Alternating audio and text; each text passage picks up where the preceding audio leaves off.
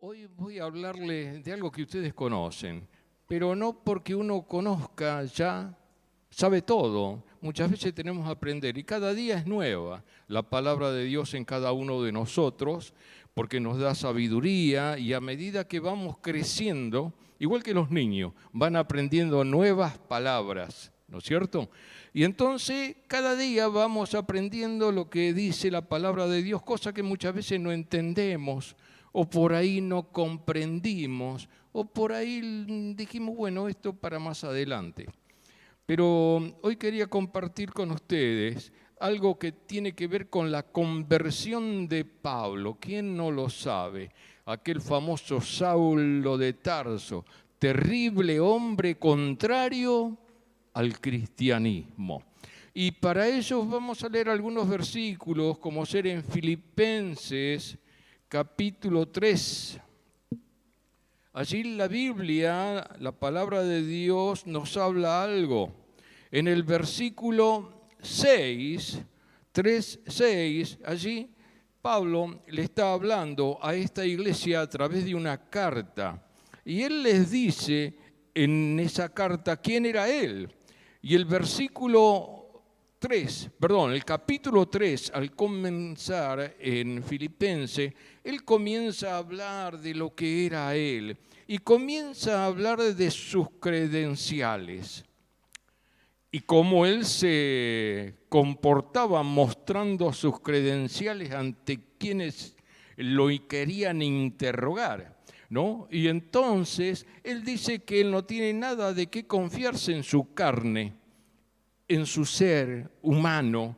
Y en el versículo 4 dice, aunque yo tengo también de qué confiar en la carne, por un lado dice esto, ¿no? Si alguno piensa que tiene de qué confiar en la carne, yo más. Y comienza a dar sus títulos, ¿no?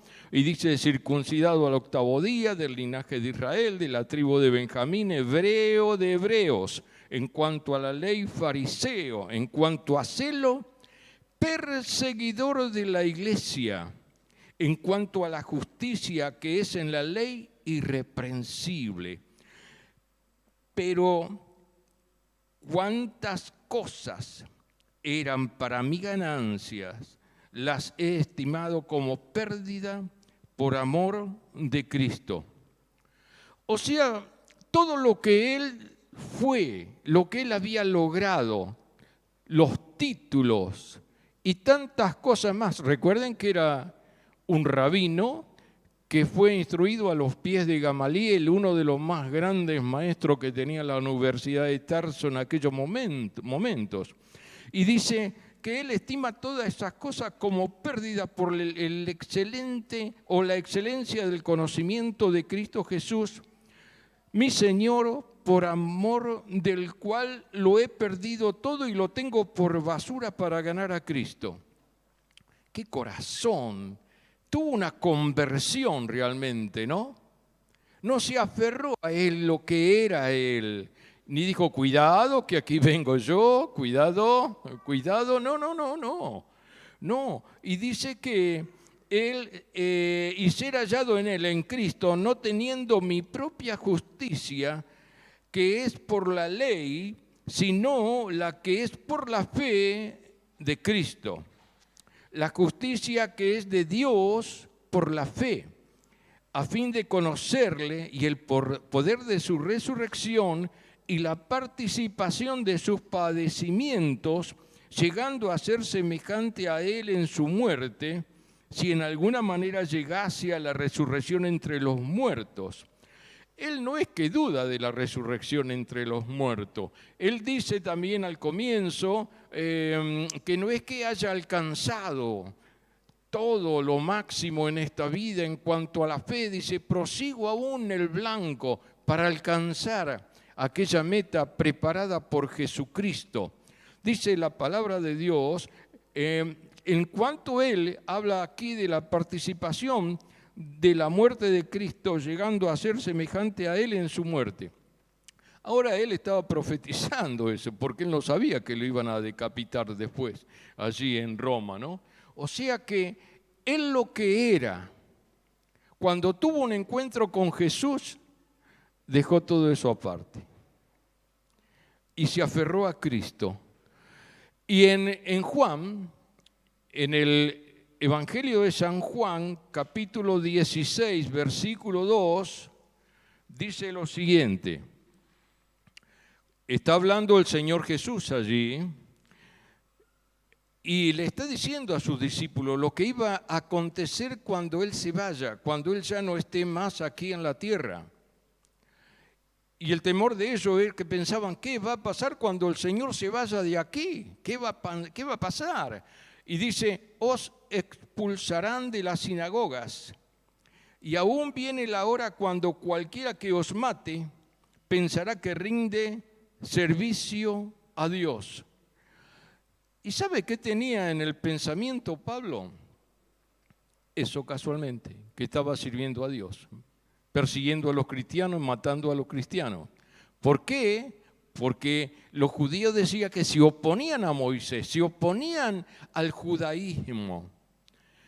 Y estaban ahí que muchos no podían hacer en aquel entonces porque estaban sometidos por el Imperio Romano. Entonces tenían que moverse con cautela, según lo que hagan los judíos. Tenían que pasar también por el tamiz de los romanos, si lo permitían o no permitían lo que querían hacer aquellos judíos.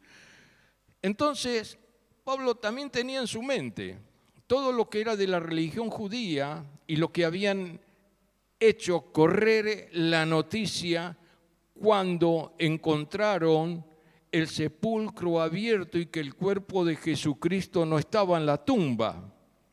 Eso había quedado en él, pensando que el cuerpo de Jesucristo estaría por ahí sepultado en algún lugar, y esto estaban predicando algo que él no tuvo acceso en ese momento porque no era en ese momento de la resurrección apóstol de Jesucristo. Pero el pensamiento común de todo era que habían ido a la tumba los discípulos del Señor y habían robado el cuerpo de Jesucristo y lo habían escondido o sepultado en otros lugares. Si usted conoce las Escrituras, esto fue divulgado entre los judíos y los romanos y le pagaron una buena suma de dinero a los soldados romanos que custodiaban el sepulcro para que no aconteciese lo que realmente después dieron a conocer que sucedió. No siendo así, Jesucristo resucitó, Jesucristo vive. Pero él no tenía ese conocimiento que Jesucristo vive en ese entonces, Saulo de Tarso. Y vamos al libro de los Hechos, capítulo 9. Y dice así, Saulo respirando aún amenazas y muertes contra los discípulos del Señor, vino al sumo sacerdote y le pidió cartas para las sinagogas de Damasco, a fin de que si hallase algunos hombres o mujeres de este camino, los trajese preso a Jerusalén. Esa era la orden que él había solicitado y se la dieron. Entonces él iba con una carta con un poder especial a perseguir a los cristianos que, según rumores, habían comenzado a crecer en la ciudad de Damasco. Y dice el versículo 3, mas yendo por el camino aconteció que al llegar cerca de Damasco repentinamente le rodeó un resplandor de luz del cielo y cayendo en tierra oyó una voz que le decía, Saulo, Saulo, ¿por qué me persigues? Él dijo, ¿quién eres, Señor? Y le dijo, yo soy Jesús a quien tú persigues. Dura cosa te es dar coces contra el aguijón. Él, temblando y temeroso, dijo, Señor, ¿qué quieres que yo haga? Y él dijo, levántate y entra en la ciudad y se te dirá lo que debes hacer. Y los hombres que iban con Saulo se pararon atónitos, oyendo a la verdad la voz, mas sin ver a nadie. Entonces Saulo se levantó de tierra y abriendo los ojos no veía a nadie. Así que llevándole por la mano le metieron en Damasco, en donde estuvo 3 días sin ver y no comió ni bebió. Póngase usted un poquitito en la escena, que lo va acompañando usted, ¿no? A Saulo también, junto con el perseguidor número 1. También nosotros éramos, en cierto modo, perseguidores de las cosas del Evangelio. Aquí hubo varios que antes de conocer el camino del Señor eran perseguidores del Evangelio. Perseguían a los cristianos, los ofendían, los insultaban, los criticaban. Terribles personajes que tuvimos en la iglesia. Algunos ya están con el Señor, pero hasta que tuvieron un encuentro con Jesús. Hay un antiguo himno que dice: a los más malos Él salvará, como Él promete, así lo hará. No hay malo que se le pueda parar frente a Jesús y hacerle frente a Jesucristo, diciendo: yo tengo el poder, como aquella caricatura animada, ¿no? Que tenía la espada: yo tengo el poder. No tenemos ningún poder, somos humanos. ¿Qué vamos a decirle estando parados frente al Rey de Reyes y Señor de Señores? ¿Me puedo justificar? ¿Le puedo decir algo? Si Él conoce todo o no. Y Pablo pensaba que hacía un servicio a Dios. Y hoy todavía hay personas que discuten, persiguen al Evangelio de Jesucristo pensando que le están haciendo un servicio a Dios, pensando que está bien lo que ellos hacen, que es correcto. Y sin embargo, no es correcto. Nunca va a ser correcto algo que se oponga al Señor Jesucristo, que se oponga al Espíritu de Dios, que se oponga a las ordenanzas de Dios nuestro Padre. Entonces, ¿qué ocurrió? Pablo no conocía, Saulo en ese momento no conocía la voz del Señor. Saulo nunca habría pensado que ese muerto, que él pensaba que estaba muerto en una tumba escondida por los discípulos de Jesús por ahí, se le podría parecer de esta forma. Y el hombrecito fuerte, con todas sus credenciales y con una orden en su mano, con un poder para meter preso a los creyentes que se habían levantado y creído allí en Damasco, se cae al suelo. Por solo el resplandor, por escuchar la voz. Y le preguntó: ¿quién eres? Y ahí se le apareció quién era. Y dice: Jesús. Le hubiera dicho: Jesús, al que vos creías que estaba muerto en el sepulcro, vive. Vive y te quiere y te llama para que seas un siervo mío. Y este hombre quedó en el suelo, temblando y temeroso. Y le dice algo: ¿qué quieres que yo haga? Se rindió. Vio que no hay malo que te diga: no, usted no encontró muchas veces que yo no le voy a predicar el Evangelio. ¿Qué le voy a hablar? Que se vaya de cabeza al infierno. ¿No lo dijo alguna vez? Yo sí. Que se vaya al infierno. Pero no, muchas veces no. Se paró ahí todo, el fuerte se cayó de donde iba. No sé si alguno dice que iba en caballo, no sé, pero acá dice: apareció en el suelo. Apareció en el suelo. El lugar donde realmente, cuando estamos lejos del Señor, estamos en el suelo. Algunos lo dicen en la lona y otros dicen debajo de la lona, antes de conocer al Señor, ¿no? Y dice que él estuvo, después cuando lo llevaron a Damasco, lo llevaron del brazo, porque no veía. Quedó ciego. ¿Vio cómo Dios hace las cosas? Y usted y yo y los hermanos de aquel entonces jamás hubieran pensado que Dios iba a llamar a este hombre. Usted nunca se asuste si Dios llama al más grande perseguidor del Evangelio. Si Dios lo llama y si así le place a Dios, ¿quién soy yo para meterme? Yo recuerdo era chico cuando se convirtió un famoso destripador de la época en Argentina, en uno de los más grandes asesinos que estaba preso cuando lo descubrieron. Estuvo muchos años preso y iban los hermanos, como suelen ir aún hoy en día, por las cárceles, visitando a los presos y llevándole el mensaje del Evangelio. Y dicho sea de paso, cuántos cultos hay en las cárceles, muchas veces ni enterados estamos nosotros, ¿no? Pero es verdad, hay hermanos que tienen un ministerio carcelario especial y van y trabajan en las cárceles ganando para Cristo. ¿Y cuántos se convierten al Evangelio? Una barbaridad. Y que cuando se convierte cambian su vida. Porque tiene que haber un cambio en la vida del que se convierte. Como hubo un cambio, como vamos a ver en la vida de Pablo, hay un cambio en todos aquellos que nos hemos convertido al Señor. No podemos seguir la vieja vida. No, entonces es mentira que nos convertimos. Toda conversión trae un cambio de vida, ¿o no? Toda conversión delante del Señor lo hace que camine en forma diferente de lo que venía haciendo. ¿Por qué?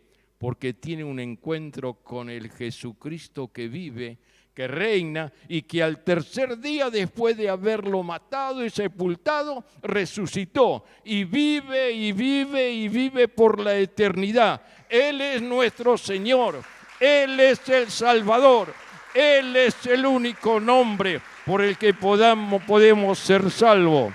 La gloria para el nombre de Dios. Y dice el versículo 10, había entonces en Damasco un discípulo llamado Ananías. Aparece Ananías acá. ¿Quién era Ananías? Un siervo de Dios. ¿Usted sabe cuántos Ananías hay por ahí que ni nombrados son, ni salen en el diario, ni en la televisión, pero son hombres de Dios, ¿no? Y dice, a quien el Señor dijo en visión, Ananías. Y él respondió, heme aquí, Señor. Qué hermoso es cuando el Señor nos llama y le podemos decir, heme aquí, Señor. ¿Alguna vez lo llamó el Señor? Y yo nunca escuché. Algunos dicen, no, yo no sé. No, yo trato de escuchar, no, de soñar, no. Pero la Biblia nos dice que Él nos llamó de las tinieblas a su luz admirable. O sea que usted y yo tienen el llamado del Señor. A lo mejor tenemos el llamado del Señor, pero falta la respuesta mía y tuya que le diga, heme aquí, Señor, ¿qué quieres que haga? ¿Se lo dijo alguna vez usted? O dice, yo me hago oso, por acá, me llamo, por allá, podía hacer esto, podía hacer aquello, que necesitamos esto, lo otro. Venía al culto de oración, oso. Venía al discipulado, oso. Venía, oso. ¿Y cuántas actividades hay en la iglesia? Pero oso por allá, oso por acá. No importa, pero Dios te ha llamado. ¿Qué le dirás? Y dice más adelante la palabra del Señor a este Ananías. El Señor le dijo, levántate y ve a la calle que se llama derecha y busca en casa de Judas, no era el que vendió al Señor, no, otro que se llamaba así, a uno llamado Saulo de Tarso, porque aquí él ora. Él sabía orar. Él era rabí también. Conocía la ley de Dios. Conocía mucho acerca del Creador, pero no conocía nada acerca de Jesucristo. No conocía al Mesías.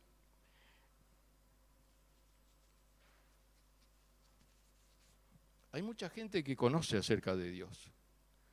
Hay mucha gente que son religiosos. Yo tengo mi religión. ¿Y cuántas veces vas a la iglesia? Ya hace rato que no voy. Sí, ¿cuándo fue la última vez? Y en un velorio, en un casamiento de un primo, de una tía, qué sé yo, va. ¿Alguna vez? ¿Alguna muerte de obispo? Va a la iglesia.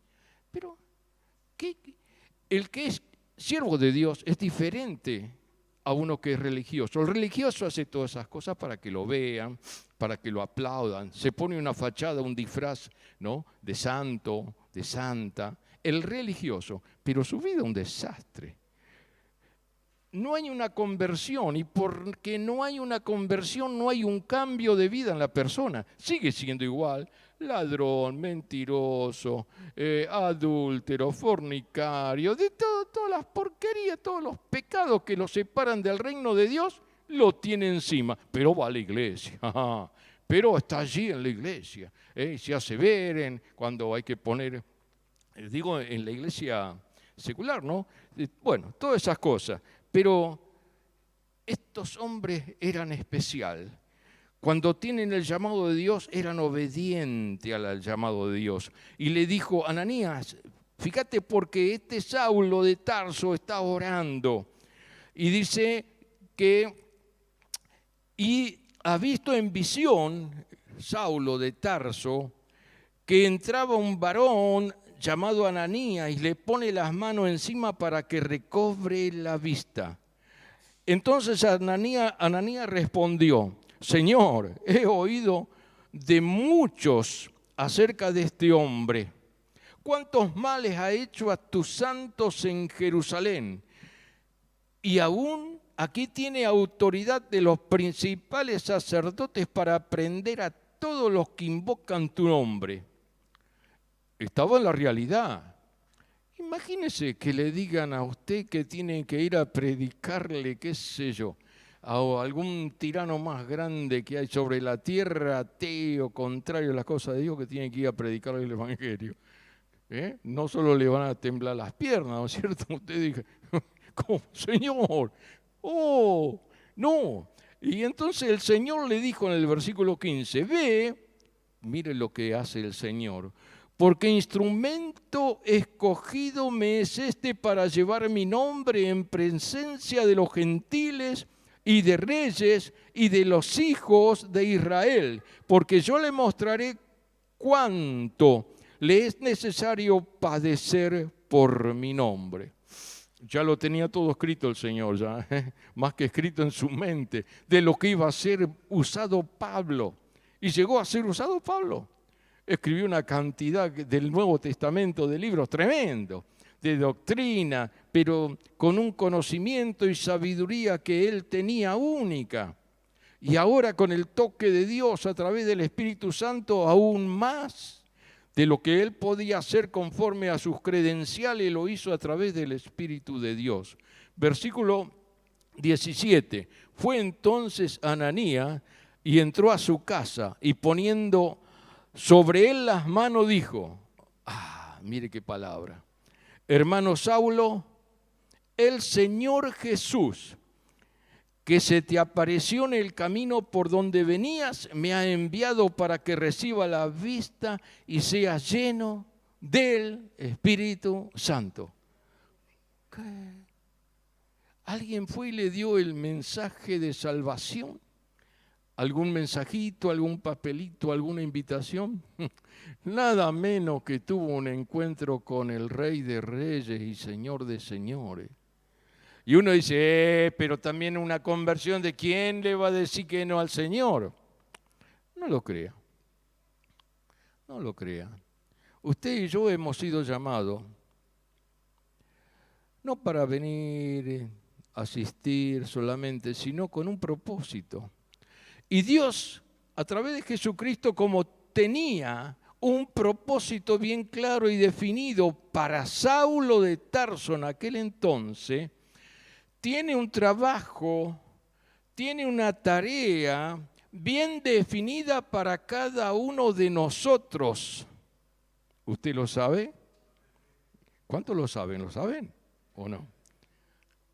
Ahora falta hacer respuesta en algunos, no digo todo, en algunos que digan, heme aquí, Señor, tú me has llamado.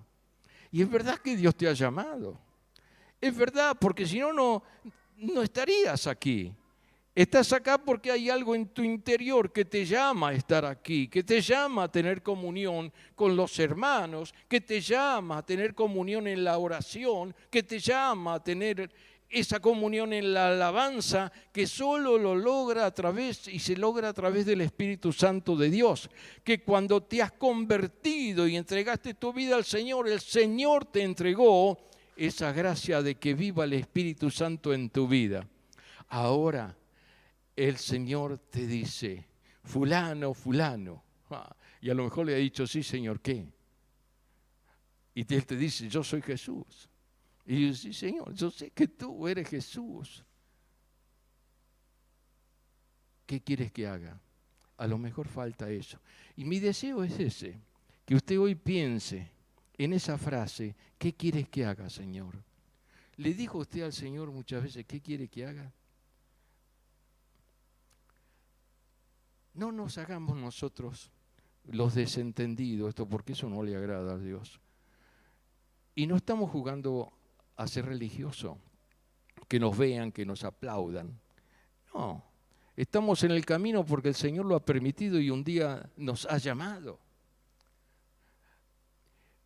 No esperemos caer a tierra para que podamos clamar y por ahí quedar ciegos, para decirle, ahora creo, ahora sí, Jesucito, Jesucito, ¿no? No, hoy es el día de salvación, dice la Biblia. ¿Cuánto hace que nos prestas servicios a la iglesia? ¿Cuánto hace que estás por ahí medio quietito, sin hacer nada? Hay un montón de almas alrededor tuyo. Simplemente podés invitarlo al camino del Señor. No solamente decirle, vení a la iglesia, porque antes decíamos así, vení a la iglesia que va a morar por vos. Vení a la iglesia, vas a ver qué lindo. Parece que le invitaba a un show, a un espectáculo público. No, vení a Jesucristo, porque Él puede cambiar tu vida. Él te puede dar una vida nueva. Si te convertís al Señor, no solo que vas a tener una vida nueva, sino que vas a tener vida eterna después de esta vida. Y usted le comienza a hablar. Por más grande y elocuente sea la persona que está delante de usted, háblele de Cristo.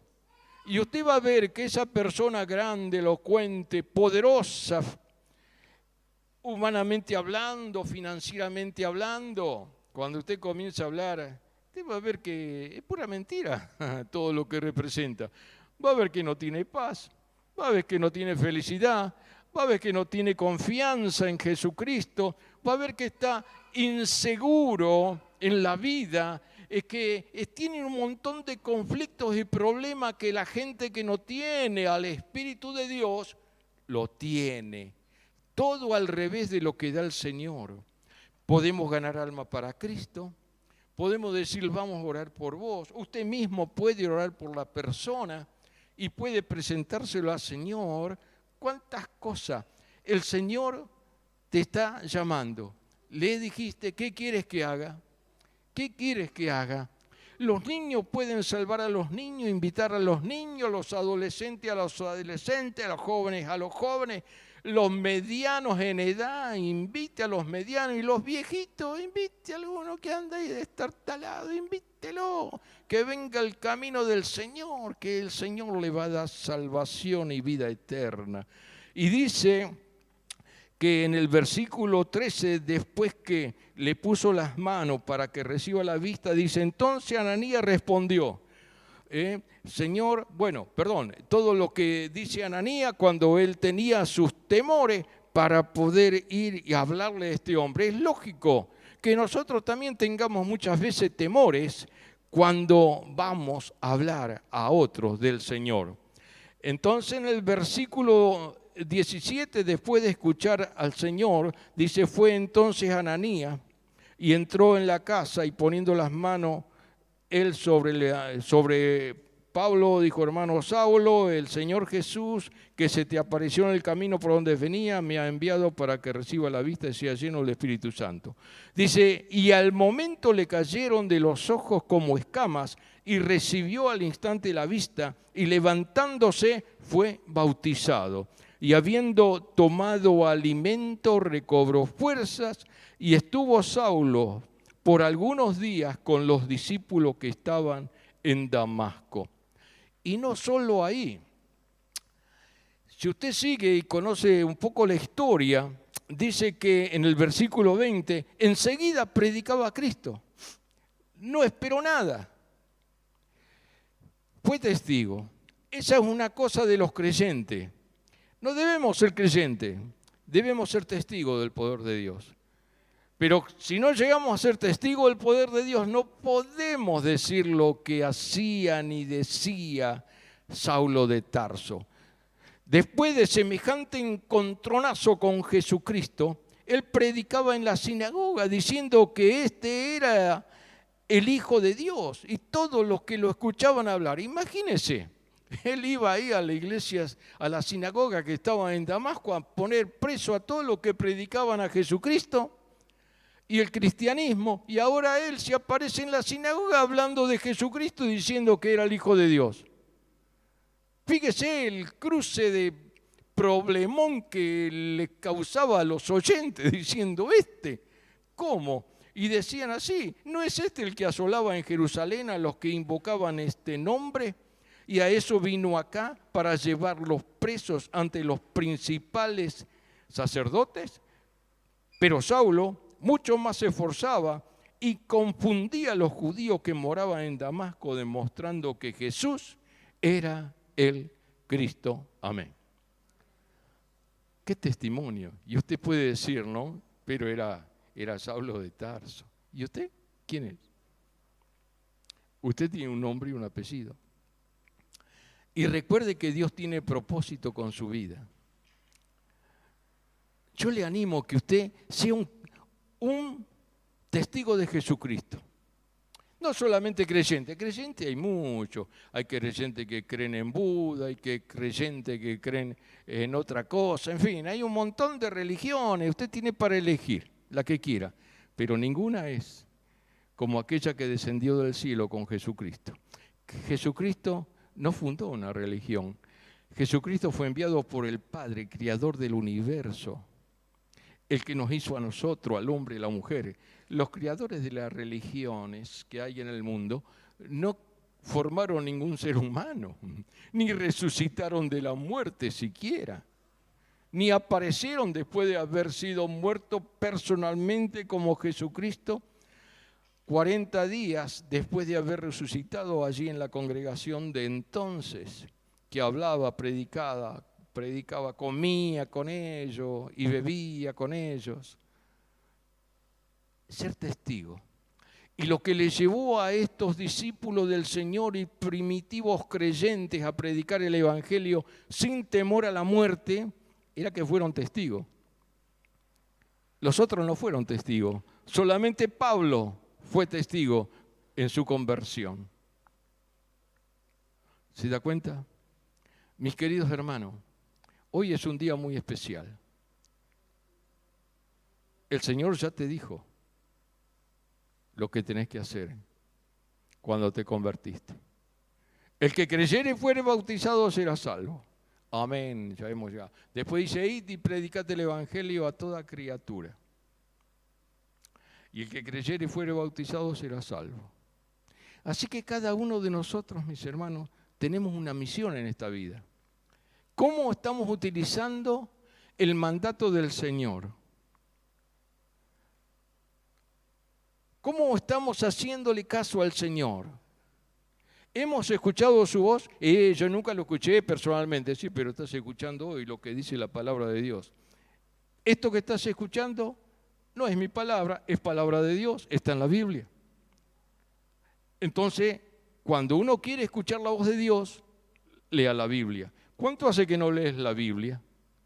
¿Cuánto hace que no orás? ¿Cuánto hace que no te congregás? ¿Cuánto hace que no venís a las reuniones que tenemos durante los fines de semana o durante la semana?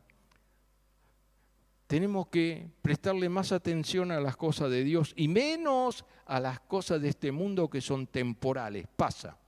El mundo pasa y sus modas y sus deseos. Pero recuerde una cosa, que la palabra de Dios permanece para siempre. Amén. Le invito a estar de pie y vamos a orar.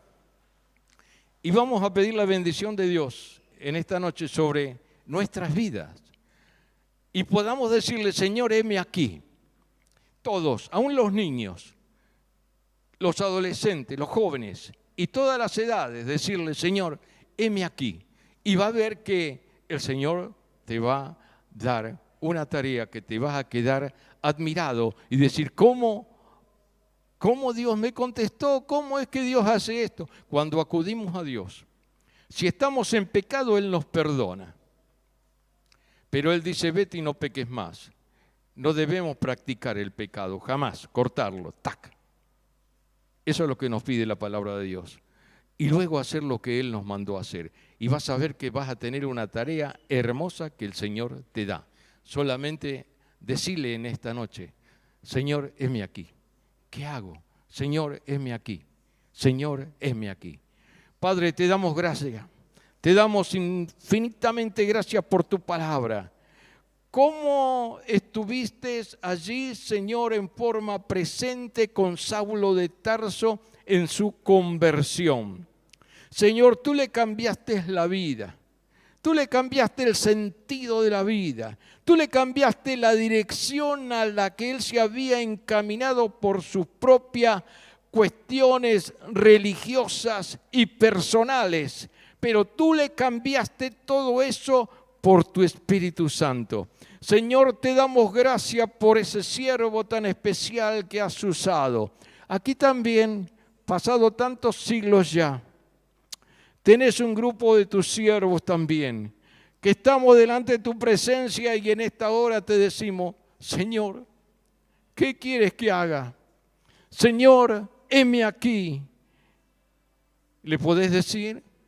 Le podemos decir en esta hora, Señor, tómame en tus manos. Hazme un vaso útil para tu servicio. Y úsame conforme tu misericordia y los designios que tenés sobre mi vida.